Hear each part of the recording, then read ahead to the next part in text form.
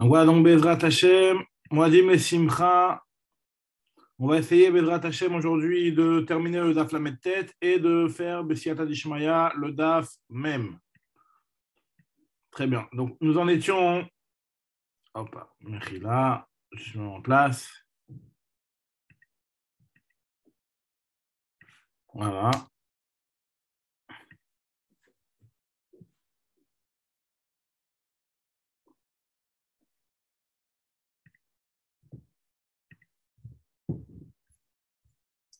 Super.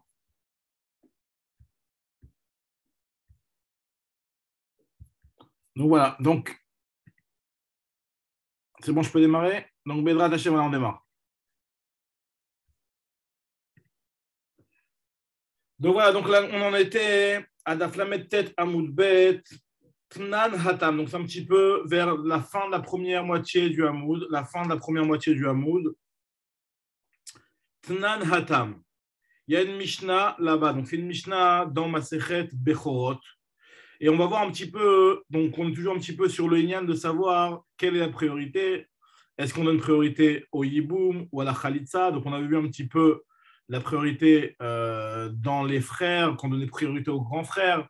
Et si jamais personne ne voulait, on revenait sur le grand frère pour la Khalitsa. Donc maintenant, la Gemara va nous expliquer et nous rapporter la Mishnah dans Masechet Bechorot qui nous dit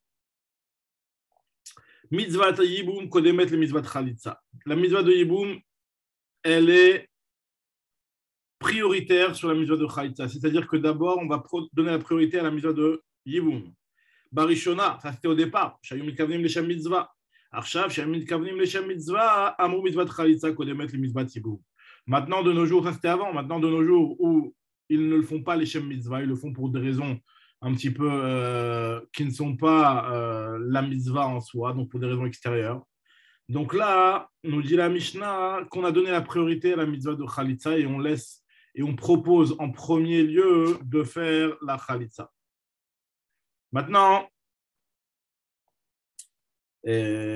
Amarav, Amarav, Arshav Shem Mikavim Shem Mitzvah, Amrou, Mitzvot Khalitsa, Kodemet, les Mitzvot Tzibur. Amarav Rav nous dit que en kofin, on ne va pas le forcer, c'est-à-dire que on ne va pas forcer une personne si elle veut faire le yiboum, on ne va pas lui dire vu que de nos jours la priorité elle est à la mitzvah de Khalitsa, donc tu ne feras pas la mitzvah de yiboum. On le laisse sur la mitzvah de yiboum. Donc c'est ce que nous dit Agma ici. En kofin, on ne force pas. Qui a tous les kamés, nous dit Agma, qui a tous les kamés lorsque ils sont venus devant Rav, qui a tous les kamés Rav, Amar, où il leur a dit Ibaït Chalot, donc lorsqu'il y avait un Yabam et Yebama qui se présentaient devant Rav, il leur disait Ibaït Chalot, Ibaït Yabem, fais ce que tu veux, soit l'un, soit l'autre. Bedidar Tala Rahmana, Torah t'a donné la possibilité. Ve'im lo yarpot saï, s'il ne veut pas, alors là, il fera le Khalitsa. Donc de là, j'apprends que Ha'im Chafet, s'il a la volonté de faire le Yiboum, Ibaït Khalit, Ibaït Yabem, il fera ce qu'il veut, soit le Yiboum, soit la Khalitsa. Vama Rav Yehuda. Nous dit la Gemara que Rav Yehuda, lui, nous dit que ça va. Enkofin, lui aussi, il pense Rav Yehuda. Rav Yehuda, ça va. Enkofin, qu'on ne va pas le forcer à faire la Khalitsa. D'où je sais que Rav Yehuda, il pense comme ça. La preuve en est du texte que Rav Yehuda fixait sur le shtar qu'on donnait lorsqu'il y avait une Khalitsa.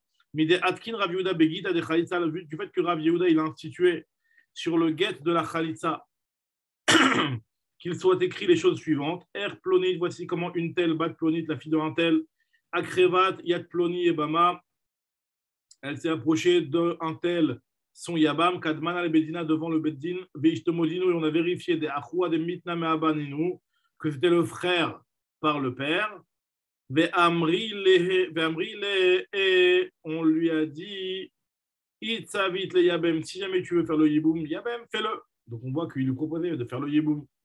Et si tu ne veux pas, donc là on continue la suite. Alors dans ce cas, itla les raglar diamina, tends-lui ton pied droit, atlia les raglar diamina, et le yabam lui tendait le pied droit, ushret sene, et donc il lui a retiré la lanière de sa chaussure, malragloi, la chaussure donc de son pied, vira kat banpoui, elle lui a craché devant nous, Be'anpoui dans son visage, devant lui, quoi. Roka, un crachat des Mikrazia et Bedina qui a été constaté, qui a été visible par le Beddin al-Ara sur la terre. Donc ce crachat, il était fait sur la terre. Bon, il y en a qui enlèvent ce mot-là, parce qu'il rapporte que certains ne font pas la guirsa de al-Ara. Donc on verra Bedrat Hashem dans le période approprié qui va parler un petit peu de comment on faisait exactement la Khalitsa. Pour l'instant, ce n'est pas exactement le sujet, mais en tout cas, on voit de cette phrase-là de Rav Yehuda comment il faisait la Khalitsa. Et Rabbi Chia bar Avia, Messayemba, il terminait Rabbi Chia bar Avia en disant Mishem de Rav Yehuda, de Rav Yehuda, Ve'akrinu madirtiv besifra de Oraita de Moshe, et on lui a lu au Yabam et à la Yebama la paracha de Yiboum telle qu'elle est écrite dans la Torah. Donc, et la Yebama a dit que voilà, le Yabam a refusé de faire le Yiboum, etc. Donc maintenant, l'Agmara essaie d'analyser. Donc, au contraire, on a notre preuve et on voit que Rav Yehuda lui-même, puisqu'on a vu donc, dans le texte qui était dit ici, proposait de faire soit le Yiboum, soit la Khalitsa. Donc, on voit qu'effectivement, même si la mise de Khalitsa est prioritaire, on donne quand même la possibilité, et surtout, on n'empêche pas une personne de faire le Yiboum. Maintenant, l'Agmara dit, quand on a dit que, on a vérifié que c'était bien le frère du père. Le frère, je veux dire, par le père. Alors, on a vérifié. Comment on a vérifié cette chose-là? Quand cette chose-là nous a été su, Pligeba, Ravacha et Ravina, il y a une discussion entre Ravacha et Ravina. Khadamar Be'edim, il y en a un qui dit qu'il faut 2 témoins, Kshirim, etc. Donc, comme toutes les règles de témoignage. Et Khadamar, il y en a un qui dit que Afilou Karov, même si c'est un proche, ça suffit. Afilou Isha, même si c'est une femme. Et la Halacha, elle est Ilcheta, Giloui et Milta, Be'almaou, Afilou Karov, Afilou Isha, qu'à partir du moment où c'est juste pour nous dévoiler quelque chose que, ce qu'on appelle un Giloui Milta, c'est pas vraiment une vraie doute. Quelque chose qui peut forcément et qui peut facilement se vérifier. Donc, on n'a pas besoin d'un vrai témoignage et on pourra se suffire même d'un proche et même d'une femme. Très bien. Continue l'agma. Donc, toujours 2 points. On avait vu plus haut. Barishona, Shayumit Kavnim, les Shem Mitzvah. Au départ, on avait rapporté dans la Mishnah de Bechorot qu'au départ, où il faisait les Shem Mitzvah, Mitzvah Tiboum, Kodem, mettre les Mitzvah Khalitsa. D'abord, quand c'était les Shem Mitzvah, donc on donnait la priorité à la Mitzvah de Yiboum. Maintenant, Arshav, Shem Mitkavnim, les Shem Mitzvah, maintenant où ils n'ont plus l'intention de faire les Shem Mitzvah, Amrou, Mitzvah de Khalitsa, Kodem, mettre les Mitzvah Tiboum. La Mitzvah de Khalitsa, elle est prioritaire sur la Mitzvah de Yiboum. Amar, Amibar, Chama, Marbisrak, Chazrou, Lomar, Mitzvah Yiboum, Kodem, mettre le Mitzvah de Khalitsa. Lui, il nous dit que Rami Bar Chama, que finalement, au final, on est revenu sur le statut initial qui était de dire que la mitzvah de Yiboum était prioritaire à la mitzvah de Khalitsa. La mitzvah de Yiboum est revenue encore une fois prioritaire à la mitzvah de Khalitsa. Très bien. Maintenant, la Gemara, Opa. Allô? Ça va? Oh, Hachem, je suis tout seul ou il y a du monde? Non, ça a été une seconde, tout ça, mais 2 secondes, je ne vois pas pourquoi ça s'est mis comme ça en plein écran. Pourquoi? Ah, là, c'est ça. C'est bon. Ça va? Voilà, donc j'étais en train d'avancer. J'ai avancé, hein, j'ai démarré. Qu'est-ce que tu fais? Ouais, non, je sais, moi j'ai pris ça très vite avec les enfants. Donc. Je continue en tout cas, voilà ce que j'étais en train de dire. Là, on est en train de voir comment ça se passe et quelle est la priorité. Est-ce qu'on donne la priorité à la mitzvah de Yiboum ou à la mitzvah de Khalitsa? Il y a une Mishnah dans Maseret Bechorot qui dit que ça dépend à quel moment. Avant, où ils étaient mitkaven et Shem Mitzvah, la mitzvah de Yiboum, elle était prioritaire. Maintenant, ils ne sont plus mitkaven et Shem Mitzvah, ils le font pour des raisons de comment la Gemara va dire, les Shem Noy, les Shem Ishut, pour des raisons un petit peu extérieures. Donc, la priorité, on donne priorité à la mitzvah de Khalitsa. Et comme on avait vu avant, on n'empêche pas les gens de faire les Yiboum. En tout cas, il vient, Rami Bar Chama, il nous dit que Chazrou Lomar, que mitzvah Yiboum, Kodemet, mitzvah Khalitsa. Donc, on dit la Gemara, Amar, les Rav Nachman Bar Yitzhak. Arshur Daré, comment toi, Rami Bar Chama, tu peux me dire qu'on est revenu à un état où on tolère, enfin, où c'est devenu encore, où c'est revenu, où ils se sont améliorés et donc la mitzvah de Yiboum, elle redevient prioritaire. Est-ce que les générations, elles se sont améliorées? On sait qu'en général, il y a une Yerida Tatorot, mais il n'y a pas Ershar Dara, c'est beaucoup plus rare. Donc la Gemara dit, elle s'étonne, elle dit est-ce que les générations se sont améliorées? La Gemara dit non, pas du tout. En fait, c'est juste qu'on a eu un changement dans la position de la halakha. C'est-à-dire que Meikara, au départ, on pensait que la halakha était comme Abba Shaoul, Savarla qui est Abba Shaoul, ou le Bassav, Savarla qui est Rabbanan. Alors, qu'est-ce que c'est qui Abba Shaoul? On va voir tout de suite. Il y a une braïta, des Tanya. Abba Shaoul Omer. Abba Shaoul nous dit Akonet et Yebimto Leshem Noy, quelqu'un qui fait le yiboum avec sa yebama parce qu'il la trouve belle, ou Leshem Ishut parce que Leshem Ishut, alors Leshem Ishut parce que, alors ça veut dire quoi Leshem Ishut, comment il explique Rashi Peut-être que Stam, il a envie de faire une Avera, quoi. J'ai Enfin, une l'impression Avera. que Leshem Ishut, c'est que dans Tosfot, il explique, il te dit que. J'avais pas très bien compris dans Tosfot. Ouais, peut-être que c'est ça. Moi aussi, au début, j'avais compris comme ça, mais dans Tosfot, j'ai l'impression que c'est autre chose. Mais bon, en tout cas, ou les chim d'avaracher, ou alors pour de l'argent, par exemple. Voilà, comme il explique, c'est pour de l'argent ou pour une autre raison. Alors, il nous dit à Bachaoul, c'est Keilou Pogé Berva. C'est comme si qu'il avait, finalement, qui faisait pas la mitzvah de Yibou, mais donc c'est une herva. C'est comme si qu'il allait avec la sœur la femme de son frère. En fait, Donc, il le fait pas pour la misère, il le fait pour un intérêt personnel. exactement. Karov Adavar, Bekarov Anibena, Iliot Avlad Mamzer. Je dis, pour moi, pour Abba Shaoul, les enfants, ils sont pratiquement Mamzer. Donc, c'est pour ça que c'est vrai que d'après Abba Shaoul, ça va dépendre. Est-ce qu'ils le font les Shem Mitzvah ou ils ne font pas les Shem Mitzvah? Et au final, on est revenu à penser comme Rabbanan, comme Chachamim. Chachamim Omrim, Yebama Yavo Alea, Mikol Makom. Le Yabam, il peut aller avec sa Yebama dans tous les cas, quelle que soit la raison qui le motive à aller avec sa Yebama. En tout cas, même si ce n'est pas les Shem Mitzvah et qu'il le fait pour une raison extérieure, chez les Shem Shamaim, quoi, malgré tout, la Mitzvah de Yiboum, elle reste valable. Donc, c'est pour ça que de nos jours, on dit qu'on est revenu à dire que la Mitzvah de Yiboum, elle est prioritaire parce qu'en réalité, on a décidé de statuer plus comme Chachamim que comme Abba Shaoul. La Gemara, elle te dit, quel est l'auteur de la braïta suivante? Il y a marqué dans la braïta, Yebama Yavo Alea.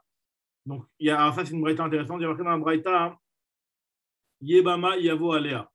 Mitzvah chez Batechila Aïta Alav Bichlal Heter Neesra. C'était une mitzvah, quelque chose qui au départ pour lui c'était complètement autorisé. À un moment c'est devenu interdit. Et Chazra le Hetera. Et Chazra Veutra. Et elle est redevenue autorisée. Alors la Gemara pose la question, elle dit Yachol Tarzor le Hetera Rishon. Est-ce que lorsque la femme fait qu'en réalité finalement c'était une femme qui était au départ interdite, enfin qui était au départ complètement autorisée. Il pouvait se marier avec elle, n'importe qui pouvait se marier avec elle. Dès que son frère l'a épousée, elle devient interdite à lui. Et dès que son frère meurt sans enfant, et ben cette femme-là, elle redevient pour lui autorisée, mais pas de la même manière. Donc, pas de la même manière. Ça veut dire quoi, pas de la même manière?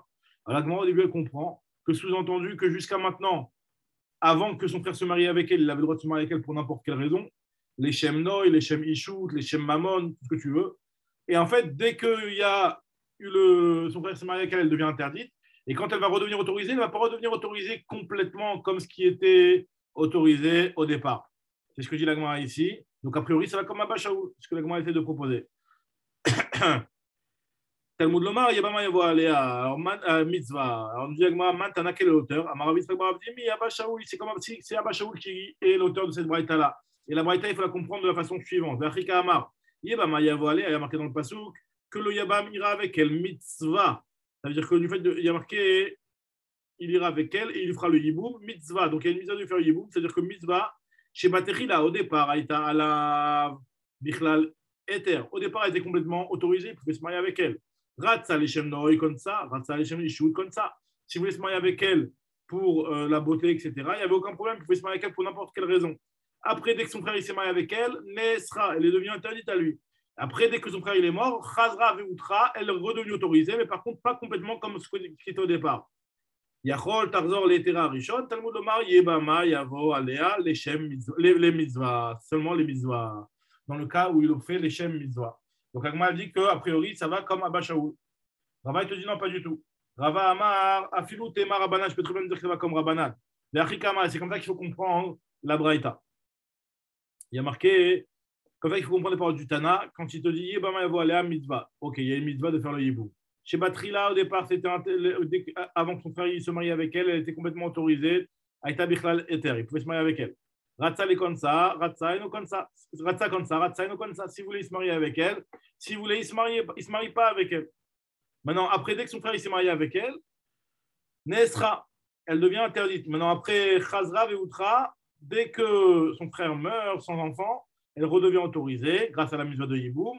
Maintenant, Yachol, Tarzor, Letera, Rishon, est-ce qu'elle va complètement redevenir autorisée comme ce qui était au départ, c'est-à-dire que Ratsa, Konsa, Ratsa et no Konsa, que s'il veut, il se marie avec elle, s'il veut, il ne se marie pas, et qu'elle sera mouteret, les gamrés à l'extérieur, même si lui, il ne décide de rien faire avec elle.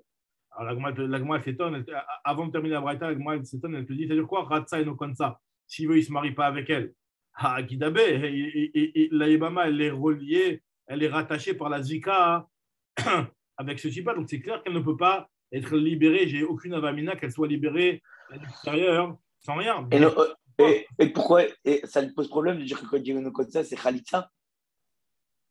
Alors, ce que la Gemara va dire tout de suite, c'est la réponse. Ben, au départ, oui, mais après, a priori, j'ai l'impression que dans la question, Enokonsa, ça veut dire qu'il a compris à la base Enokonsa. À la base, il la libère complètement, il ne fait rien du tout avec elle et elle est libérée. Est-ce que ça ne va pas comme Abba Shaul, puisque de toute façon, la mitzvah, elle est plus. Là, justement, on veut dire que ça ne va pas comme Abba Shaul. Justement, là, on va dire que ça ne va pas comme Abba Shaul. La Gemara, elle te dit non, Léolam, ça va comme Rabbanan.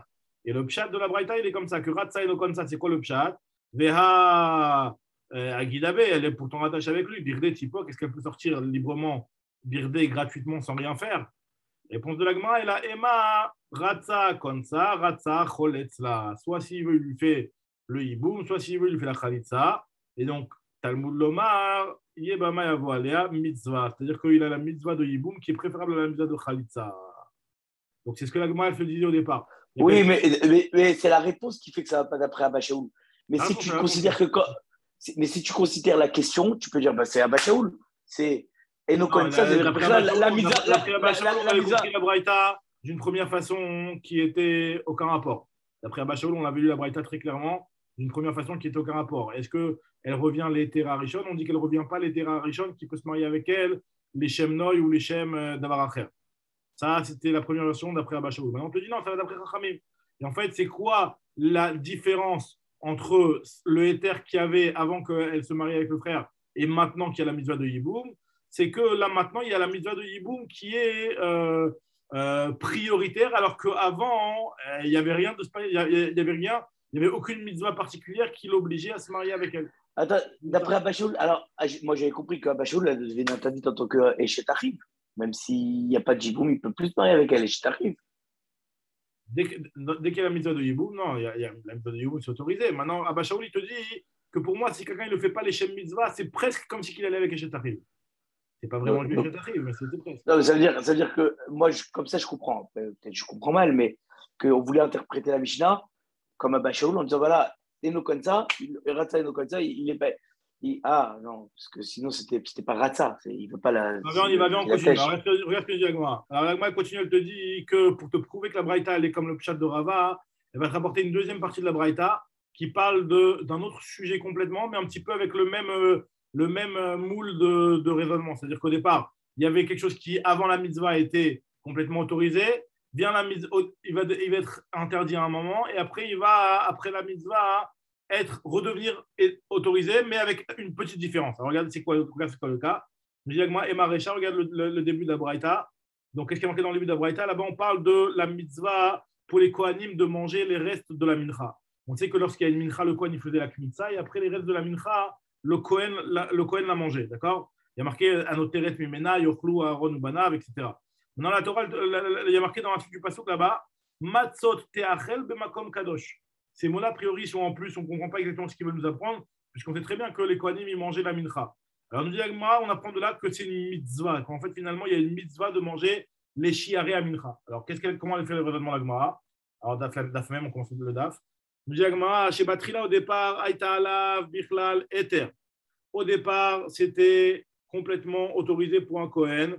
Il avait le droit de manger sans aucune obligation de faire une kmitza ou quoi que ce soit. Il pouvait manger sans aucun problème cette farine-là. Neesra, après, dès qu'il l'a rendue Ekdesh, la mincha, elle est devenue interdite tant qu'il n'a pas fait la kmitza. Et ensuite, dès qu'il a fait la kmitza, chazra veutra, la mincha, elle redevient autorisée. Alors, est-ce qu'elle va redevenir autorisée autant que ce qui était autorisé au départ? Yachol tarzor letera rishon, Talmud lomar, matzot teachel bemakom kadosh. Donc là, on apprend que mitzvah. Il y a une mitzvah, donc c'est-à-dire qu'elle n'est pas comme ce qui était au départ. Si tu veux, tu la manges, si tu veux, tu la manges pas. Mais elle revient cette fois-ci avec une mitzvah de la manger, une obligation de la manger. Enfin, une mitzvah en tout cas. Et la Gemara, elle te dit que je comprends bien d'après Rava qui a voulu expliquer que la Mishnah, enfin cette braïta-là, ne va pas d'après Abba Shaul. Donc je comprends facilement que la Recha, elle suit un petit peu le même raisonnement. Bishlam ale Ravada Maramane Rabananhi. Je comprends ici. Acha, Achika Amar. C'est comme ça qu'il faut comprendre la braïta ici. Il y a marqué Matzot Teachel B'makom Kadosh, mitzvah, pour le Kohen, il a une le Kohen de manger les Shiarei Amnachot. Non, chez Batrila, au départ, Aïta Alav, Bichlal, Eter. Il avait complètement le droit de la manger. Ratsa Ochla, Ratsa Eno Ochla. S'il veut, il la mange. S'il la veut, il la mange pas. Nesra, dès que. Enfin bon, je lis la parenthèse, mais bon, je reviens sur la. Je saute la parenthèse, on va dire. Ratsa Ochla, Ratsa Eno Ochla. Maintenant, Ratsa Ochla, Ratsa Eno Ochla. Je dirais avec la parenthèse, c'est plus facile. Nesra, dès qu'il a fait il a rendu Ekdesh, c'est devenu interdit. Chazra, Veutra, dès qu'il a fait la Kmitza, c'est redevenu autorisé. Yachol Tarvor Letera Rishon. Alors là, nous dit Agmara, le Talmud lomar, que c'est mitzvah.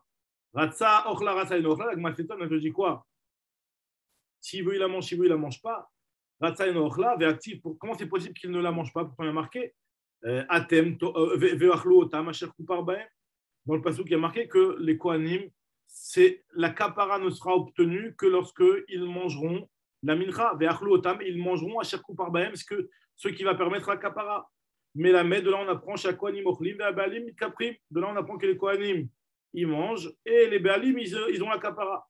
Donc ça ne veut rien dire de dire qu'ils peuvent ne pas manger.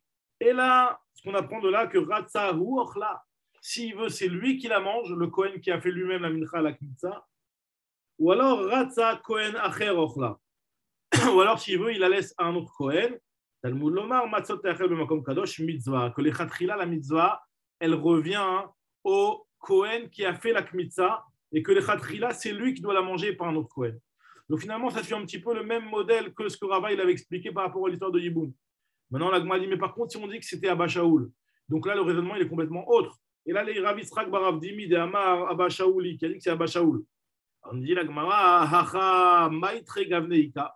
D'après Abba Shaul, il faut dire qu'il y a deux types, en fait, deux sortes de Achila. De la même façon que dans le Yiboum, on avait dit, d'après Abba Shaul, on avait dit qu'au départ, il pouvait se marier avec elle, les Shemnoy. Et à la fin, on te dit que non, une fois qu'il y aura la maison de Yiboum, il ne veut pas se marier avec elle, les Shemnoy. Donc il y a deux sortes qui sont autorisées à la base et qu'à la fin, il n'y en a qu'une des deux qui sera autorisée. Donc la Gemara, elle demande, d'après Abba Shaul, sur la mincha, comment on va expliquer? Alors, Vechitema, la Gemara te dit, Vechitema, Ratsa l'était avon ochla, Ratsa achilagasa ochla. Peut-être qu'on va se dire qu'en fait, finalement, concernant la mincha, c'est pas comme ce qu'on avait expliqué d'après Rava, à savoir que la mincha, c'est soit le Kohen qui la mange, soit un autre Kohen, soit le Kohen qui a fait la kmitza, soit un autre Kohen. Là, en fait, on parle d'autre chose. Ratsa l'était avon ochla, Ratsa achilagasa ochla. Au départ, avant qu'il la rende Ekdesh, il pouvait la manger même achilagasa. C'est-à-dire quoi achilagasa? C'est-à-dire de manger une fois qu'il est complètement rassasié et qu'il n'a plus la force de manger quoi que ce soit. On sait que cette achila-là n'est pas considérée comme une achila. Donc au départ, il pouvait la manger de n'importe quelle manière, même en achilagasa. Et dès qu'il la rend kadosh, ça y est, maintenant il a une obligation de la manger, il ne peut plus la manger en tant qu'achilagasa. Achilagasa, la Gemara demande, mais achilagasa, comment tu peux me dire combien texture achilagasa? C'est pas shoot. Achilagasa, c'est pas considéré comme une achila. Achilagasa, mishma achila. Ve'amar et chacun, on sait que par rapport à Yom Kippour, par exemple, Aochel achilagasa b'Yom Kippour, il patour, mi loteune, il est patour de loteune, ça ne s'appelle pas que finalement il transgresse l'interdiction de se faire souffrir. Parce que loteune, c'est-à-dire qu'on doit se faire souffrir en jeûnant pendant Kippour. Bah, quelqu'un qui mange une achilagasa, il ne s'est pas apaisé, finalement, puisque finalement, une achilagasa, ce n'est pas considéré comme une achila qui est apaisante. Donc forcément, ça ne peut pas être achilagasa que la Gemara vient t'exclure. Et là, nous dit la Gemara, c'est quoi? Peut-être qu'on va essayer de dire différemment que les deux façons qui sont citées dans la Braïta, c'est que Matza, Ratsa, un petit peu le Inyana de Yoma, Ratsa, Matza, Ochla, Ratsa, Hametz, Ochla. S'il veut, s'il veut, il la mange en chametz. S'il veut, il la mange en matzah. C'est-à-dire que finalement, au départ, il pouvait prendre cette farine-là et la manger en tant que chametz. Normalement, Madime Simcha. Voilà, juste on termine la phrase. Là, on est en train de voir un petit peu une braïta qui nous dit que les shiarei menachot, ce qui reste des menachot, on est en train de voir est-ce que finalement, une fois qu'il les a rendus menachot, une fois qu'il a rendu cette farine-là en tant que mincha, ça a apporté une restriction. C'est-à-dire, juste avant, on a fait un petit peu le lien avec le yiboum. Là, on est en train de voir la deuxième partie de la braïta qui parle de la mincha et de nous dire qu'une mincha, à partir du moment où on l'a rendue kadosh, finalement, il y a une restriction qui arrive sur la mincha. C'est-à-dire qu'au départ, on pouvait la manger, la farine la manger même en tant que chametz. Mais dès qu'on l'a rendue mincha, on est obligé de la manger en tant que matzah, puisque la mincha, elle est matzot te'achel b'makom kadosh. Elle doit être mangée exclusivement en tant que matzah et pas en tant que chametz. Alors nous dit la Gemara, est-ce que c'est peut-être ça que la Braïta a voulu nous apprendre? Et donc, ça voudrait dire qu'on pourrait la comprendre même d'après Abba Shaul. Alors la Gemara dit que ce n'est pas possible. Véactive, l'otéafé, chametz chelkam. On sait très bien que la mincha, on ne peut pas en faire du chametz. Mais Amar Eshtakish Reshakish nous a dit qu'à filou chelkam, même la part des kohanim qui va rester finalement, le reste de la farine qui va rester après la kmitza et qui va être mangée par les kohanim, elle ne doit pas être faite en tant que chametz, l'otéafé chametz. On nous dit la Gemara, alors, donc finalement, on revient un petit peu sur la non-compréhension de cette braïta-là. Qu'est-ce qu'elle a voulu autoriser au départ et qui nous dit qu'une fois qu'on a rendu cette farine-là en tant que mincha, ça devient interdit. Si tu veux me dire que ce n'est pas possible de dire qu'on vient interdire le chametz parce que ça, on savait déjà de par ailleurs que c'était interdit, alors nous dit la Gemara, qu'est-ce qu'elle vient finalement nous apprendre la braïta? Et la ratsa matza ochla, donc c'est un petit peu le Nyana de Yoma, comme on a dit. S'il veut, il la mange en tant que matzah. Ratsa halut ochla. S'il veut, il peut la manger avant la farine, avant qu'il la rende mincha, avant qu'il rende cette farine-là mincha, il pouvait manger même en halut. Alors c'est quoi halut? Halut, normalement, c'est de prendre de l'eau et de la mettre dans de l'eau, de la farine, je veux dire, et de la mettre dans de l'eau bouillante, qui pratiquement vraiment qui est en train en ébullition. C'est marrant parce que je crois que c'est le Inyan à Pessah qu'on permet halut pour faire pour pas que ce soit marmite. Et ils disent qu'aujourd'hui on ne sait plus le faire. Alors, exactement, on a vu ça dans le Pessahim, exactement. Maintenant la Gemara elle se pose une question, elle dit ce chalut là, ça la rend chametz, ça la rend chametz ou ça la rend matzah? Je ne comprends pas. Haï chalut echidame, imatzahi, c'est la matzah. Ilo matzahi, si c'est pas de la matzah, la Torah matzot amarachmana, la Torah a dit qu'il faut manger des matzot et pas du chametz. Donc il y a aucun chidouche, ça dépend exactement de comment statuer le chalut. Donc ça ne dépend pas de la mincha. La Gemara te dit matzahi. Mais je vais te dire que chalut, ça reste de la matzah et ça ne va pas devenir du chametz. Lorsque tu la mets dans l'eau bouillante, comme tu as dit à Cher, finalement, ça reste de la matzah, ça ne va pas devenir du chametz. Et c'est pour ça que la Torah, elle a eu besoin de te répéter, malgré qu'on sait très bien qu'une mincha, on ne peut pas la manger en tant que chametz. Pourquoi la Torah a besoin de te répéter matzot te'achel b'makom kadosh encore une deuxième fois, les akev, pour te dire que même si le chalut, il est indigne de matzah, mais dans les shiarei mincha, les khatrila, il faut que ce soit de la matzah clairement et pas du chalut. Il faudra la cuire sans la rendre chalut. Alors, comment elle te dit, alors chalut, c'est de la matzah. Et là, alors, c'est de la matzah par rapport à quoi finalement? Si tu me dis que je ne peux pas utiliser une mincha qui doit être matzah, je ne peux pas la faire en tant que chalut. Alors, par rapport à quel halacha le chalut, il est considéré comme de la matzah? Et la chalut matzahi de kamrinan, les ma'il cheta. On dit la Gemara, l'omar, chez Adam yotse ba yede chovato bepesach. C'est pour te dire qu'une personne, si vraiment elle a de la matzah qui est chalut, ça veut dire quoi la matzah qui est chalut? C'est-à-dire qu'il l'a fait au four, mais il n'a pas fait au four. Au lieu de la faire au four, il l'a fait dans de l'eau qui était vraiment bouillante. Et bien ça s'appelle du pain, et ça s'appelle de la matzah, et on est yotse ba yede chovato bepesach. Afalpi dechalte meikara. Il nous dit la Gemara que bien qu'au départ. Tu n'as pas eu de afia? Alors justement, non, après il a fait la fia. Il a d'abord fait chalut et après il a mis la fia. Il a fait en deux temps. Première étape, il a fait la chalut et deuxième étape, il a fait la fia. C'est ce que nous dit la Gemara ici. Falpi de chalte meikara, kevan de hadar afie, puisque juste après il l'a mis dans le tanour, betanour, lechem oni karinabe, ça s'appelle un lechem oni. Ve adam yetzeba yede chovato bepesach, et un homme il est yotse avec pendant Pessah. Ma chaîne Ken pour la mincha, que pour la mincha, le chalout n'est pas suffisamment valable. Pour la mincha, le chalout n'est pas valable. Très bien. Donc voilà, donc on en est à la nouvelle Mishnah, Daf Mem Amoud Aleph.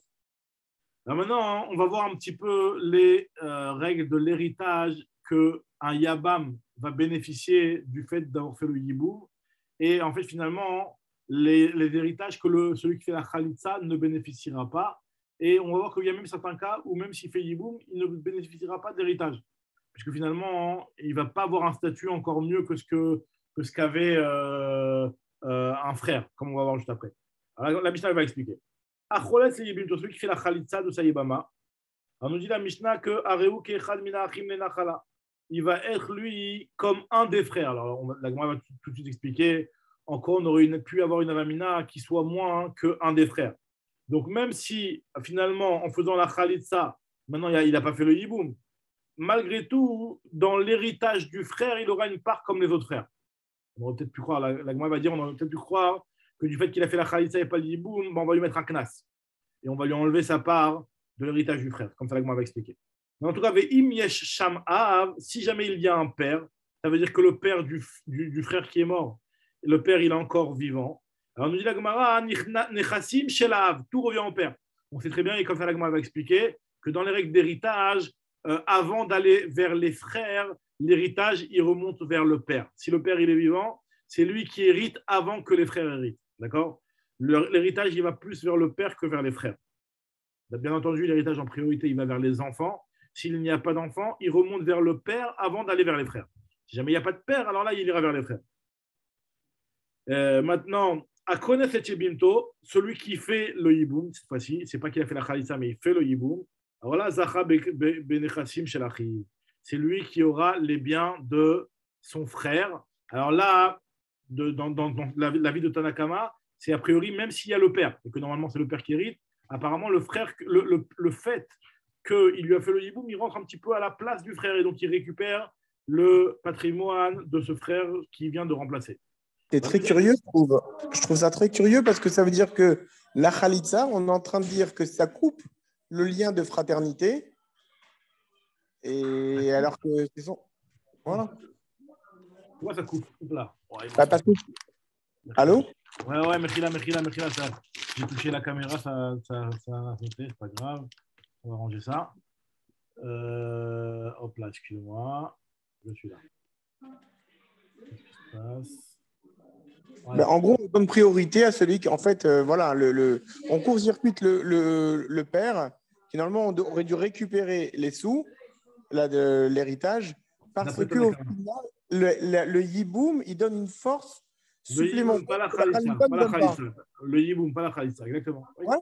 C'est-à-dire qu'en fait, le Yiboum, il vient à la place du frère. D'après Tanakama, le Yabam, il remplace le frère. C'est comme si le frère n'était pas mort. Le frère n'était pas mort, il y a quelqu'un qui le remplace.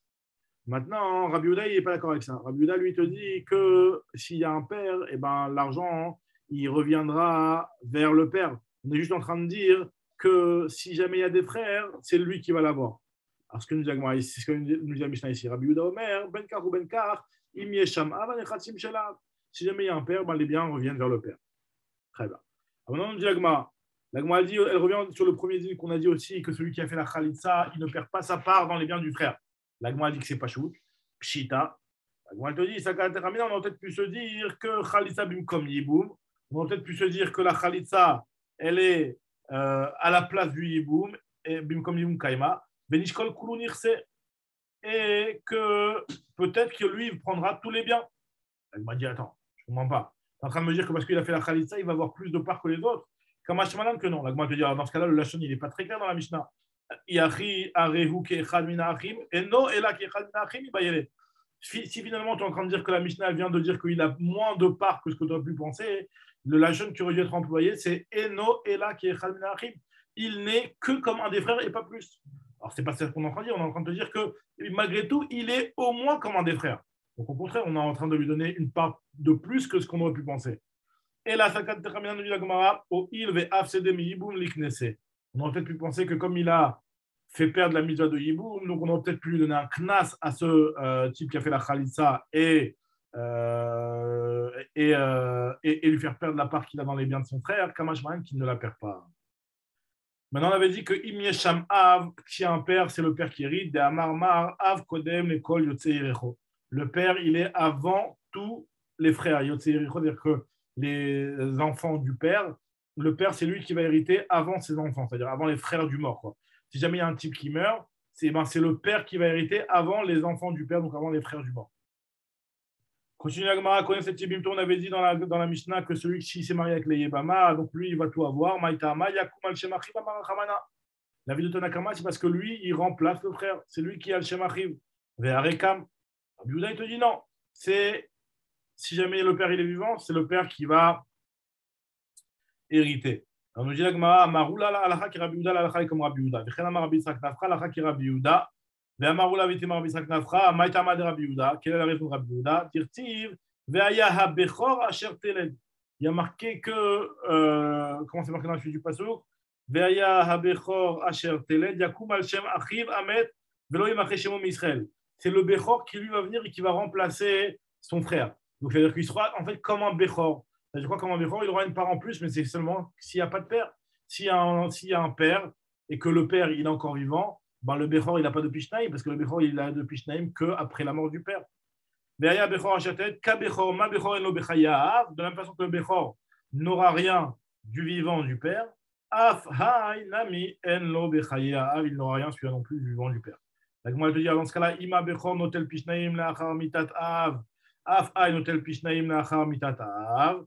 Alors si c'est comme ça, de la même façon que le bechor, dès que le père va mourir, il va avoir une double part. Alors pareil, peut-être que celui-là qui a fait le yiboum, mais le père il était encore vivant, et donc c'est le père, c'est lui qui a hérité les biens du frère. Peut-être qu'après la mort du père, eh ben, il aura une double part sur les biens du frère, comme un bechor. La Gemara te dit non, pas du tout, puisqu'il va venir al-shem achiv, pas al-shem aviv. Mide yakum al-shem aviv ktiv, al-shem achiv. Or là, tu es en train de me dire que même quand il va venir et qu'il va hériter du père, qu'il ait la double part. Non, dans ce cas-là, on te dira que non. Nous dit la Gemara, al-shem achiv ktiv, velo al-shem aviv. Alors la Gemara te dit, Ima, la Gemara elle dit, t'as qu'à dire que si jamais il y a un père, et ben dans ce cas-là, Echad Leikaav, si jamais il n'y a pas de père, Lishkol Nachala, et qu'il va prendre l'héritage, alors dans ce cas, c'est à ce moment-là qu'il y aura la mitzvah de Yiboum. Puisque d'un côté, on nous parle du fait qu'il va hériter son frère, et on te parle de la mitzvah de Yiboum. Donc a priori, la Gemara veut essayer de faire dépendre l'un de l'autre. C'est-à-dire que la mitzvah de Yiboum n'existera que lorsqu'il y a un héritage qui va revenir au frère, c'est-à-dire que le père n'est pas vivant.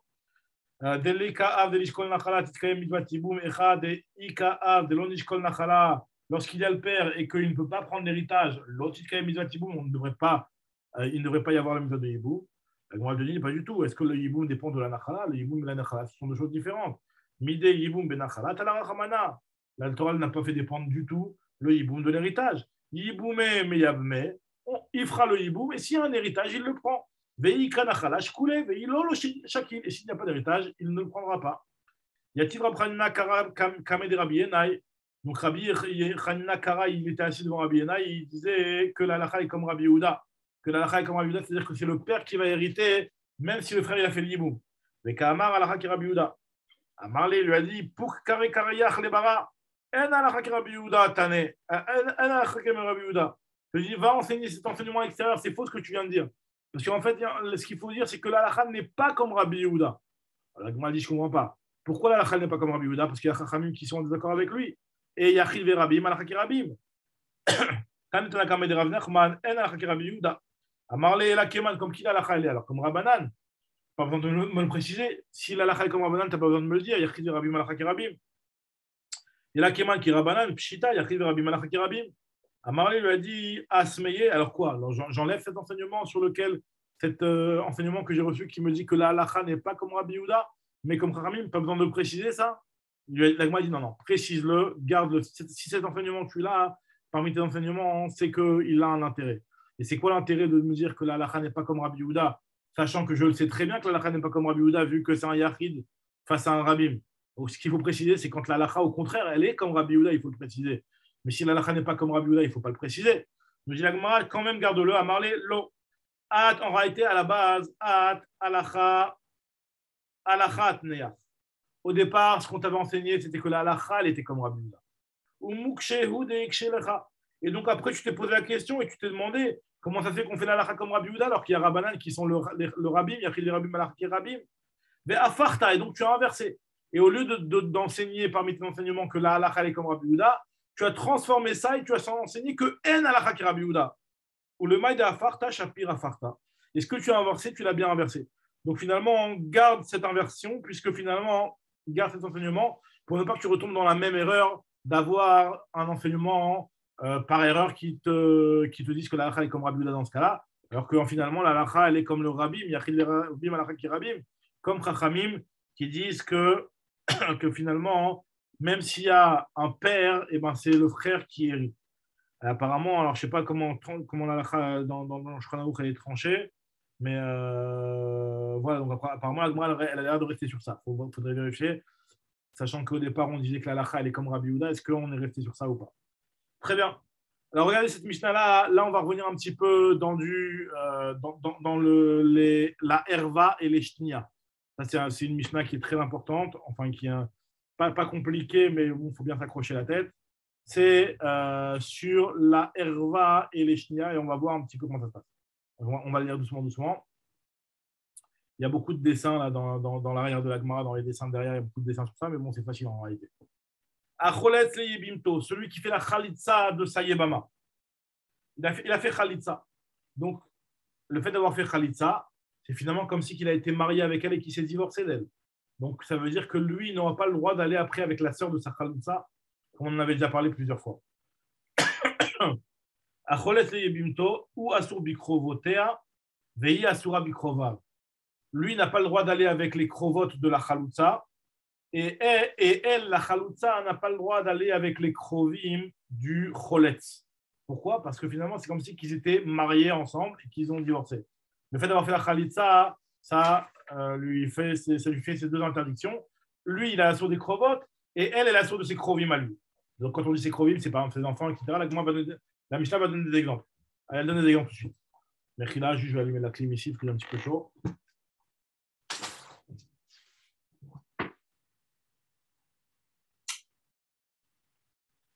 Alors, Mechila. Donc voilà. Donc nous dit la Mishnah. Ou Asur Be'ima. Lui, par exemple, il sera interdit d'aller avec la mère de la Chaloutza. Ok. Ou Be'em Ima. Il n'aura pas le droit d'aller avec la grand-mère de la Chaloutza. Alors la mère, on va voir, la Gemara après dans les explications plus en détail, mais en tout cas, là, c'est clair. Il n'a pas le droit de se marier avec la mère de la Chaloutza. Il n'a pas le droit de se marier avec la grand-mère de la Chaloutza. Il n'a pas le droit de se marier avec la grand-mère du côté du père de la Chaloutza. Ou BM Avia, ou Bebita, ni avec sa fille, ou Bat Bita, ou Bat Bena, ni avec sa petite fille, du fils ou de la fille. Ou Beachota, ni de se marier avec sa sœur tant qu'elle est vivante. Parce qu'on sait très bien qu'il y a une interdiction de se marier avec une sœur, la sœur de sa femme, tant que sa femme est encore vivante. Ou Beachota, Bisman, Shei Kayemet. Beachin Mutarin, par contre, les frères qui, eux, n'ont pas fait la chalitza, eux, ils seront autorisés de faire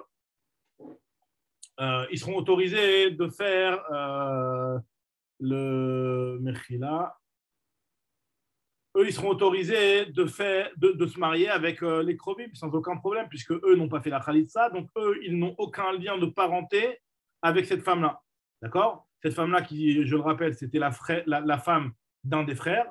Le frère, il meurt. Après, parmi les frères restants, il y en a un qui fait la chalitza. C'est que lui qui a une interdiction avec les krovotes de cette femme-là, et pas les autres frères. Très bien. Maintenant, continue la Mishnah et elle nous dit Vehi, pareil aussi, elle est Asura Be'aviv. Elle n'a pas le droit de se marier ni avec son père, ou Be'avi Aviv, ni avec le grand-père de ce monsieur. Alors, on va voir que finalement, le père et le grand-père, il lui était déjà interdit par rapport à son premier mari, finalement. La Gemara va un petit peu entrer dans les explications. Ou Bibno, pareil, la Chaloutza ne pourra pas se marier avec le fils du Choletz, ou alors le Beben Bno, ni avec son petit-fils, ou Be'achiv, ni avec son frère. Alors, on va voir que c'est le frère par la mère aussi. Ou Ben Achiv, ni avec le fils de son frère. Après, la Mishnah elle termine par une phrase qu'on avait déjà vue plus haut, Daf Kavzaïn, si je ne me trompe pas, Daf Kavzaïn, ouais, que Mutar Adam Bekrovat Tsarat Chalutzato, un homme a le droit de se marier avec la krova de la tsara de sa chalutza. Alors, vous vous rappelez le cas de figure, le cas de figure, par exemple, il a fait chaloutza avec une femme, et cette femme-là, elle a une sœur. Donc, on avait dit qu'il n'a pas le droit de se marier avec la sœur de sa chaloutza. Maintenant, cette sœur-là, elle a une tsara. Ça veut dire qu'elle est mariée avec un homme, elle a aussi une tsara. Donc, il n'y a aucun problème pour lui, nous dit la Mishnah, de se marier avec la tsara de la Mechila. La krova, non, c'est l'inverse, Mechila. J'ai l'inverse. La krova de la tsara de chaloutza. C'est-à-dire que la chaloutza, elle a une tsara. D'accord. Donc, par exemple, il y avait deux femmes qui sont tombées en hibou, Rachel et Léa, par exemple. Il a fait chaloutza à Rachel. Maintenant, Léa, elle, c'est la tsara. Donc, il ne peut pas se marier avec elle, c'est la tsara de chaloutza. Maintenant, la krova de cette tsara, donc la sœur de cette femme-là, il aura le droit de se marier avec elle. C'est krovat tsarat chaloutzato. Et par contre, asur betsarat kerovat chaloutzato. Par contre, il sera interdit de se marier avec la tsara de la krova de la chaloutza. C'est-à-dire que lui, il a fait chaloutza à une femme. Cette femme-là, elle a une sœur. Donc, il n'a pas le droit de se marier ni avec cette femme-là, parce que c'est la krovat chaloutzato. Et il ne pourra pas non plus se marier avec la tsara de la krovat de la chaloutza. Et la Gemara va expliquer pourquoi. Alors, maintenant, la Gemara se pose une question. Donc, voilà, donc finalement, ce qu'on a dit, donc c'est très simple ce que la Mishnah elle a dit. La Mishnah nous a enseigné, elle nous a dit qu'on n'a pas le droit, celui qui fait la chalitza, il n'a pas le droit de se marier avec les krovot de la chalitza, et la chalitza n'a pas le droit de se marier avec les krovim du cholet. Voilà, c'est ça la règle en gros qu'on a dit. Après, on a donné des exemples, et finalement, on va voir un petit peu dans la Gemara des exemples un petit peu plus en détail. Alors, nous dit la Mishnah, nous dit la Gemara, Ibaya Léou, Gazrou shniot bechalutza olo. Est-ce que les Chachamim ont interdit les shniot dans la chalutza? Sachant que nous, on avait déjà vu plus haut, dans le Daf Kaf à peu près, Kaf Aleph, si je ne me trompe pas, on avait vu la Sougia des shniot. La Sougia des shniot, c'était en fait finalement les femmes qui étaient interdites, midera banane. D'accord. Vous vous rappelez, on avait vu même, est-ce que c'était Yeshlem Efsek, Elem Efsek. Par exemple, on avait dit la grand-mère M Aviv, M Imo, tous ces cas-là. Donc, c'était des cas de shniot. Je vais rouvrir rapidement la Gemara dans Daf Kaf Aleph, où on avait vu un petit peu toutes les shniotes. C'est dans Daf Kaf Aleph, Amoud Aleph, Maem Ashniot, M Imo, M Aviv, Eshet Avi Aviv, Eshet Avi Imo, Eshet Achia Av Minaem, Eshet Achia Em Minaav, Kalat Beno, Kalat Bito. Voilà, ça c'était les tsarot qu'on avait vu. Après, on a vu dans la Gemara qu'on avait rajouté certains autres. Bon, voilà. Donc, ça, en gros, ce sont les shniotes. Est-ce que les shniotes sont interdites que sur une herva de Horaïta ou même sur la chaloutza qui elle-même en soi n'est que des rabanan? Alors, est-ce que gazrou shniot bechalutza olo? Alors, la Gemara te dit, est-ce que berva de Horaïta gazrou berabanan shniot bechalutza ou gazrou berabanan shniot? Est-ce que c'est seulement dans une herva de Horaïta que les chachamim ont interdit les shniotes, mais pas dans une chaloutza qui est que des rabanan? Odima loshna, peut-être qu'il n'y a pas de différence. Et que même pour la chaloutza, les shniotes seront interdites. C'est-à-dire que de la même façon qu'on n'a pas le droit de se marier avec la chaloutza, on n'a pas le droit de se marier avec la sœur de la chaloutza. Ça, ce sont des liens de parenté directs. Mais même chaloutzato, pareil aussi la grand-mère de la chaloutza, etc. Toutes ces choses-là qui sont interdites normalement en tant que shniot, eh ben, ils seront interdites aussi en tant que shniot pour la chaloutza. Alors, nous dit la Gemara, Tashmal va essayer d'apporter une preuve par rapport à la Mishnah qu'on vient de dire. On a dit que si jamais quelqu'un il fait chalitza à une femme, alors ou asur be'ima, ou be'em ima, lui il n'aura pas le droit d'aller ni avec la mère de la chalitza, ni avec la grand-mère de la chalitza. Veilou em ima, lokatane, on t'a pas parlé de la mère de la grand-mère. Pourquoi on n'a pas parlé de la mère de la grand-mère? Donc n'est-ce pas que c'est parce que c'est une shnia? Donc moi je te dis non. Dilma hayuta ama delotane. Tu sais pourquoi on n'a pas parlé de l'arrière-grand-mère? Parce que si on t'avait enseigné l'arrière-grand-mère, quand on t'a dit juste après que les frères sont autorisés, tu aurais peut-être pu croire que les frères ils sont autorisés que de l'arrière-grand-mère, mais pas de la grand-mère ou de la mère, de la chaloutza. Kamashmalan, que les frères ils sont autorisés de toutes ces femmes-là. Alors nous dit la Gemara, Dilma inuta madelotane mishum de kabayle mitne sefa, parce qu'on a besoin d'enseigner la sefa, achimutarim veitane. Si on avait enseigné ima Avamina ha'achil mutarim davka be'em ima, que les frères ils sont autorisés seulement avec l'arrière-grand-mère. Aval be'em ima ou be'ima allo, mais pas avec la mère et la grand-mère. Alors, c'est pour ça qu'on t'enseignait Ima et Em Ima. Alors, moi, tu avais commencé l'arrière-grand-mère et me dire que les achim sont mutarim bakol. Velitne Em Ima, velitne achim mutarim bekulan. Kacher. Elle m'a dit, ok, c'est une kusha. Bon. Elle n'en fait pas une tchoufta, elle ne prouve pas d'ici, comme l'explique Tosfot. De là, l'agma, elle n'en prouve pas. Mais en tout cas, c'est vrai que c'est une kusha. Pourquoi elle n'en prouve pas? Parce qu'on verra dans la suite de l'agma que l'agma va faire d'autres déductions de la Mishnah. Tashma, nous dit l'agma. Je vais te prouver de note de la Mishnah. Cette chéla-là, est-ce que les shniyot sont interdits pour la chaloutza ou pas? Tashma. I asura be'aviv ou be'avi aviv. Elle, la chaloutza, elle n'a pas le droit de se marier ni avec le père du choletz, ni avec le grand-père du choletz. Alors, qu'est-ce qui a marqué là-bas? Be'avi aviv. Katanemia, avi aviv. C'est quoi le lien de parenté entre le avi aviv, le grand-père et la chaloutza? Si on considère que la chaloutza, c'est comme si elle avait été mariée avec le choletz. Donc finalement, le grand-père, c'est la kala de son fils. Son fils, il a un fils qui est marié avec une femme. Donc cette femme-là, c'est la kala du fils du grand-père. Donc c'est kala de bno. Kala de bno, c'est une shnia. Donc nous dit la Gemara, maïla mishum choletz. N'est-ce pas que l'interdiction sur cette femme-là envers le grand-père, c'est en tant que kalat beno du choletz? Nous dit Agma, non, pas du tout. Parce que finalement, l'arrière-grand-père, c'est aussi l'arrière-grand-père du premier mari. Donc, c'est par rapport aux morts que c'est une shnia. Et en fait, finalement, les chachamim, tu peux très bien dire que les chachamim n'ont pas été gozer une shnia sur la chalitza. Mais pourquoi on a interdit la kalat bno? Parce que c'est la shnia mitzad le mort, pas mitzad le choletz. C'est ce que nous dit Agma ici. Maïla mishum choletz, de haviala ou kalad bno. L'agma dit non, l'eau mishum mitna à cause du mort. D'aviale kalad bno. C'est la kalad bno du mort. Très bien. L'agma dit, elle veut prouver aussi pareil, de ce qu'il y a marqué tashma ou ben bno. Il y a marqué le petit-fils aussi. La femme, cette chaloutza-là, ne veut pas se marier avec le petit-fils. Pourquoi? C'est qui le petit-fils par rapport à elle? Alors, on a vu que le grand-père. Maintenant, le petit-fils, c'est qui par rapport à elle? Maïla mishum choletz. D'aviele Eshet Avi Aviv. Parce que finalement, pour elle, le petit-fils du Choletz, finalement, cette femme-là, c'est la femme du grand-père. Eshet Avi Aviv. Eshet Avi Aviv, c'est une shnia. Eshet Avi Aviv, c'est une shnia. Nous dit la Gemara, n'est-ce pas que c'est parce que la Eshet Avi Aviv du Choletz, et donc finalement, on voit qu'on a interdit la shnia par rapport au Choletz. La Gemara dit lo mishum mitna. Alors, c'est quoi le lien de parenté par rapport au mitna? Dehaviale Eshet Achi Avi Aviv. Finalement, pour ce type-là, le Ben Beno du Choletz, cette femme-là, si on trouve son lien de parenté envers le frère qui est défunt, le frère qui est mort, finalement, cette femme-là, c'est la femme du frère du grand-père. Eshet Achi Avi Aviv. Eshet Achi Avi Aviv. Et ça, c'est une shnia aussi. On m'a dit, mais pourtant, pas tout le monde pense que c'est une shnia. Amimar, lui, pense que c'est pas une shnia. Eshet Achi Avi Aviv. Veha Amimar marcher Beshet Achi Avi Aviv. Pour lui, pour Amimar, c'est pas considéré comme une shnia, cette femme-là.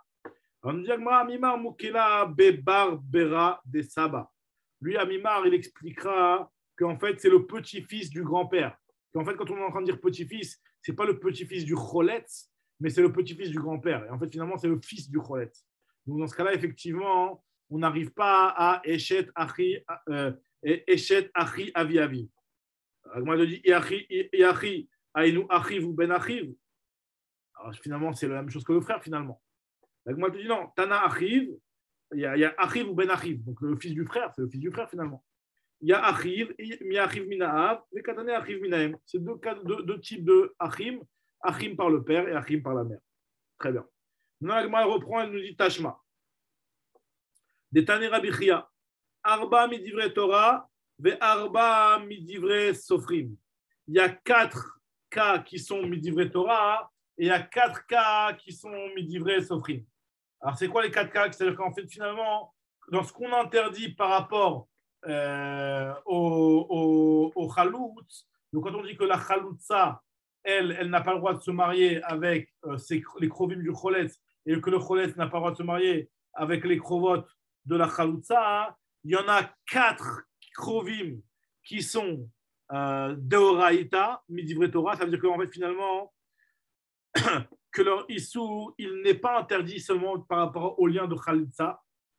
Ils sont interdits Minatora par rapport au premier frère, par rapport aux morts, comme on va expliquer. Et il y en a 4 Krovim qui sont interdits de se marier avec la Khalitsa Midivre Sofrim. Alors, c'est lesquels qui sont Minatora? Par exemple, Av, le père du Choletz. Alors, le père du Choletz, il n'a pas le droit de se marier avec la Khalitsa parce que c'est sa kala. Vu que c'était la femme de son fils qui est mort, bah finalement, même c'est pas par rapport au Choletz, c'est interdit par rapport au premier fils. Donc il y a le Av, le père, ou pareil, Bno, le fils du Choletz. Le fils du Choletz, c'est la femme de son oncle. Donc c'est aussi une interdiction de la Torah. Après, il y a aussi Achiv. C'est quoi Achiv? Le frère du Choletz. Lui, il est interdit parce que finalement, c'est aussi la femme de son frère. Donc c'est aussi interdit Mitzad, le mort, pas Mitzad le Choletz, c'est interdit Minatora. Et aussi Ben Achiv, le fils, le neveu, Ben Achiv, c'est-à-dire le neveu du Choletz. Le neveu du Choletz, lui, en fait, cette femme-là, elle est interdite Minatora parce que c'est la femme de son oncle par rapport aux morts. Très bien. Donc ça, c'est Midivre Torah. Maintenant, c'est quoi ceux qui sont Midivre Sofrim? Et là, on va voir un petit peu si ça prouve la Sheila de départ. Est-ce qu'il y a une interdiction de Shniot sur les Khaloutsa ou pas? Avi Aviv, le grand-père du Choletz. Alors lui, c'est interdit Midin Shniot. Alors maintenant, la Gemara, elle essaie de savoir est-ce que c'est Midin Shniot par rapport au Choletz ou Midin Shniot par rapport aux morts. Alors on va essayer d'expliquer. Au départ, la Gemara, elle pensait que c'était par rapport au Choletz. Donc c'est pour ça qu'elle veut apporter une preuve d'ici. Mais Avi Imo, pareil aussi, le grand-père Mitzad de la mère du Choletz. Ben Beno, le petit-fils, ou Ben Bito, le petit-fils par la fille. Ceux-là, ils sont Midivre Sofrim. Alors la Gemara va essayer de comprendre. Katané Miyat a marqué que Avi Aviv, Maïla Mishum Choletz, n'est-ce pas qu'ils sont interdits, c'est interdit à cause du Choletz? Aviele Kekalat Beno, donc finalement, le lien entre le grand-père et la Khaloutsa, c'est que la Khaloutsa pour ce Avi Aviv, c'est la Kalat Beno. Jagma, oui, mais c'est pas Mitzad le Choletz, c'est Mitzad le mort. Lo Mishum Mitna, comme on avait dit plus haut. Daviele Kalat Beno. La Gemara dit Tashma, regarde la suite, il y a marqué aussi Avi Imo. Maïla Mishum Choletz, Aviele Kalat Bito. La Gemara dit non, c'est Mitzad le mort. Lo Mishum Mitna, Aviele Kalat Bito. La Gemara dit pareil, Ben Beno, Tashma, Ben Beno. Maïla Mishum Choletz, Aviele Eshet Avi Aviv. Mitzad le Choletz, c'est la femme de son grand-père. La Gemara dit non, c'est Mitzad le mort. Et donc, c'est la femme du frère du grand-père. Et bien, Aviele, Eshet Achi Avi Aviv. La Gemara dit alors, dans ce cas-là, Amimar, lui qui autorise ça, comment il va expliquer? Bien, Amimar Marchar, Eshet Achi Aviv, lui, il autorise la femme du frère du grand-père. Il autorise Amimar. On nous dit, Amimar, tu as raison, c'est vrai que d'après Amimar, effectivement, on aura une preuve d'ici. Amimar, Mokim, la Mishum Choletz. Tu as raison qu'il expliquera à cause du Choletz. Et donc, lui, il pensera que Gazrou, Kassavar, Gazrou, Shniot, Bechaloutsa, qu'effectivement, on a fait et qu'on a interdit les Shniot, Bechaloutsa. La Gemara va essayer de continuer à prouver ceux qui sont d'accord avec Amimar. Tashma, ou Ben Bito, il y a marqué Ben Bito, Maïla, Mishum Choletz, la Gemara va violer Eshet Avimo, c'est Eshet Avimo. La Gemara te dit, lo Mishum Mitna, c'est par rapport aux morts. Et donc, c'est par rapport aux morts. Le Ben Bito par rapport aux morts, c'est Eshet Achi Avi Imo. Eshet Achi Avi Imo. La Gemara dit, mais pourtant, d'après les Ve'agabe Shniot d'Erva, le Gazrou, le Eshet Achi Avi Imo, il n'est pas interdit. La Gemara dit, tu as raison, c'est Mishum Choletz, c'est la Mishum Choletz. Ou Shmamina, Gazrou, Shniot, Bechalitza, Shmamina. La Gemara dit, tu as raison, de là, je veux prouver qu'effectivement, on a été gozer les Shniot, Bechalitza. Alors très bien, alors juste la Gemara, on va terminer sur ça la Gemara parce que c'est plus facile là et c'est le dernier point de la Mishnah. On avait dit que Mutar Adam Bikrova Tsarat Chalutzato, un homme il a le droit de se marier avec la Krova de la Tsara de la Chalutza, mais par contre il ne peut pas se marier avec la Tsara de la Krova de la Chalutza. Alors Amar Atoui Bar Kisna Mar Shmuel, Abba al Tsarat Chalutza, celui qui va avec la tsara de la Chalutza, par exemple, imaginons qu'il y avait en hiboum qui tombe devant lui 2 femmes. Et lui, il a fait la Chalutza de la femme numéro 1 et il a été avec la tsara de la Chalutza. Alors que maintenant, il ne peut plus. Et cette femme-là, elle redevient interdite en tant que Eshetar, puisque c'était la femme de son frère à la base. Il a fait la Chalutza avec la femme numéro 1, mais la femme numéro 2, elle redevient avec l'interdiction de Eshetar, a priori. Il nous dit la Gemara, Avlad Mamzer. Il nous dit, Rav Touvi Bar Kisna de Shmuel, que l'enfant, il est Mamzer, parce que finalement, c'est l'enfant qui est le résultat de quelqu'un qui a été avec la femme de son frère alors qu'il n'y a pas la mitzvah de Yiboum, donc c'est Mamzer. Maïtama, Beisura Kaima. Cette femme-là, elle revient dans son Issour. Amar Rav Yosef, Rav Yosef lui veut prouver aussi que la tsara de la Chaloutza, elle reste dans le Issour de Eshet Ach, et elle restera avec un Issour Karet de la Mishnah. Il y a marqué dans la Mishnah Mutar Adam Bekrovat Tsarat Chaloutza. Un homme, il a le droit d'aller avec la krova de la tsara de la Chaloutza. Alors, la Gemara dit, je sais comprendre de quoi on parle. Il y a Bishlama Tsara Abarai. Si tu me dis que la tsara, elle reste avec Abarai, c'est-à-dire qu'elle reste à l'extérieur, elle se tient à l'extérieur, elle n'est pas considérée comme la Chaloutza. Finalement, elle n'a pas le même statut que la Chaloutza. Donc, effectivement, la Chaloutza, elle a reçu la Chaloutza, mais cette femme-là, elle n'a pas reçu la Chaloutza, donc elle reste avec le Issour et Shetach. Maintenant, donc là, on peut comprendre que Mishum Achim Mutar Be'achota. C'est pour ça que lui, il aura le droit de se marier avec la sœur de cette Sarah-là, parce que finalement, la sœur de cette Sarah-là, c'est rien pour lui. Mais par contre, si tu me dis la Yamra, Tsara qui Chaloutza, Damien, si tu me dis que la Tsara, elle est comme la Chaloutza, et donc finalement, de la même façon que la Chaloutza, on sait très bien que la Chaloutza, si jamais quelqu'un il a fait la Chaloutza à une femme et après il va avec elle, c'est plus du karet. Il est juste ouvert sur le Issour de Kevan Shelobana, Chouv lo Yivne. Quelqu'un qui n'a pas été bonné Zera le Achiv, il ne pourra pas Chouv lo Yivne. Alors nous dit la Gemara, la Yamra Tsarat ke Chaloutza, Damien, tu dis que la Tsara, elle est comme la Chaloutza. Alors, dans ce cas-là, à Maï Moutar, pourquoi c'est Moutar? Ça devrait être interdit, autant que la Chaloutza. La krova de la Chaloutza, elle est interdite. La Gemara dit, alors peut-être que finalement, de là, j'ai une tchoufta sur la vie de Rabbi Yochanan. La vie de Rabbi Yochanan, on avait vu au début de la Masechet, lui pense que la tsara de la Chaloutza aussi, elle n'a pas interdiction de Eshetach. Les mat et tchoufta de Rabbi Yochanan, de Amar, Rabbi Yochanan lui te dit que Ben Hu, Ben Achin, En Chayvin à la Chaloutza Karet, Velo al Tsarata Karet. Lui, il considère que ce soit lui ou les frères qui n'ont pas fait la Khalitza, ils n'ont plus de karet ni envers la Khaloutza, ni envers la tsara de la Khaloutza. C'est-à-dire, comme on avait expliqué à l'époque, c'était dans Dafyud, on avait vu ça, que, en fait, pour Rabbi Yochanan, il y en a un, celui qui va faire la Khalitza, il est comme le shliar de tous les frères. Et celle qui va recevoir la Khalitza, elle est comme la shliar de toutes les tsarot. Donc finalement, pour lui, il n'y a aucune différence entre la Khaloutza et la tsara de la Khaloutza. Si jamais tu me dis qu'il n'y a pas de karet sur la Khaloutza, il n'y aura pas de karet non plus sur la tsara de la Khaloutza. Alors, ce que nous dit l'Agma ici, et l'Agma nous dit que, a priori, ça contredit ce que Rabbi Yochanan pense, puisque là, on est en train de voir ici que pour la tsara de la Khaloutza, il y a un sur karet. Les mathématiques de Rabbi Yochanan de Amar, Ben ou Ben Achin, En Chavin, Lo al Khaloutza karet, Velo al tsarata karet. Amar lecha Rabbi Yochanan, Vetisbera, il a dit comment tu peux me dire une chose pareille? Achot Khaloutza de Raïta, est-ce que c'est possible que la Achot Khaloutza, la sœur de la Khaloutza, elle est de Raïta? Parce que finalement, quand il a fait la Khaloutza avec une femme, donc finalement, c'est comme s'il a été marié avec elle, donc il ne peut pas se marier avec la sœur de la Khaloutza. Est-ce que c'est possible de dire ça? Ve'amar Resh Lakish, Kanchana Rabbi. Pourtant, Resh Lakish nous a dit dans une Mishnah plus loin, on verra dans la Mishnah plus loin, que Kanchana Rabbi, c'est ici que Rabbi l'a enseigné, que l'interdiction de Achot Grusha Midivre Torah, l'interdiction de se marier avec la sœur d'une femme avec qui il était marié, de sa femme Grusha. Quelqu'un qui était marié avec une femme et qui l'a divorcée, il n'a pas le droit de se marier avec sa sœur. Et pareil aussi, celui qui cholette une femme, il ne peut pas se marier avec la Khaloutza, mais midra banan. Achot Khaloutza midivre sofrim. Donc qu'est-ce qu'on voit de là? On voit que le issour de Achot Khaloutza, il est que midra banan. Et dans la Khaloutza elle-même, ils ont interdit la Achot. Mais dans la Tsara, sur elle, ils n'ont pas fait la Xéra. Et même si la Tsara, finalement, elle a un statut de Khaloutza, la sœur, elle n'est pas interdite. Donc, on peut très bien dire que la Khaloutza, elle finalement, c'est vrai, quand elle fait la Khalitza, elle fait la Khalitza en tant que shlichut de la Tsara. Et malgré tout, il n'y a pas de Issour de Eshetach. Et il y a juste un petit lave, le lave de Kevan Shelobana sur le il n'y a pas de Kriv Karet. Et que notre Mishnah peut très bien aller comme Rabbi Yochanan. Donc, finalement, on n'a pas de preuve que la Mishnah, elle ne va pas comme Rabbi Yochanan. Alors maintenant, l'Agma elle termine sur ça en se demandant Maïshena Hay ou Maïshena Hay. Alors finalement, quelle est la différence fondamentale entre la Recha, où on dit que tu as le droit de te marier avec la Krova de la Tsara de la Khaloutza, et que la Khaloutza elle avait une Tsara, on peut se marier avec la sœur de la Tsara. Mais ou Maïshena Hay, c'est quoi la différence dans la Sefa où on a dit que la Tsara de la Krova de la Khaloutza? Donc là, on avait dit qu'on n'a pas le droit de se marier avec la tsara de la krova de la Khaloutza. La Khaloutza, elle a une sœur, on ne peut pas se marier avec la tsara de la sœur. Quelle est la différence? Alors, on dit Agmara, Hach Azla Bada Lebedina, Gazru Beur Berabanan.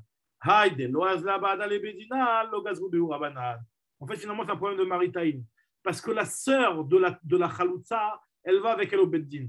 Et les gens, ils ne vont pas savoir exactement c'est laquelle des deux la Khaloutsa. S'ils vont voir qu'il y a deux femmes qui ont été au Beddin et qu'il y a eu une Khalitsa dans l'histoire, les gens ils vont se dire, ça se trouve, la Khalitsa elle a été sur la deuxième femme. Et donc, s'ils se marient avec la Tsara de la sœur, les gens ils vont dire quoi? On a le droit de se marier avec la Tsara de la Khaloutsa. Les gens ils ne vont pas comprendre. Donc, c'est pour ça que les Khamim ont dit, celle qui va au Beddin avec la Khaloutsa, c'est-à-dire la Krova de la Khaloutsa, eh ben, elle, on n'a pas le droit de se marier même avec sa Tsara. Tandis que la Tsara de la Khaloutsa, on peut se marier avec sa Krova. Donc, Bezrat Hashem, on reprendra demain, mais si à la Mishnah, Daf Mem Alef.